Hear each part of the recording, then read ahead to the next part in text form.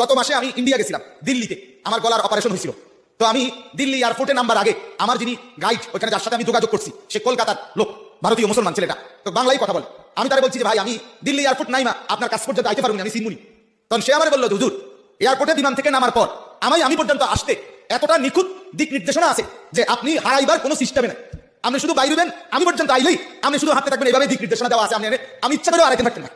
বিগত 16 বছর সারা বাংলাদেশ দাবড়াই বেড়াইছো, ভালো ইনকাম করছো, কিন্তু তোমাকে দেখলে মনে হয় তুমি এইমাত্র জান্নাত থেকে আইছো। মানুষকে এমনভাবে তুমি ওয়াজ নসিহত করো, মানুষের মন যতই পাষাণ হৃদয়ের মানুষ হোক না কেন এমনি গলে যাবে। কিন্তু আসলে তুমি এগুলো অন্তর থেকে বলো না, এগুলো তুমি তোমার রুজি রুটির জন্য বলো। বিগত 16 বছর সারা বাংলাদেশ দাবড়াই বেড়াইছো।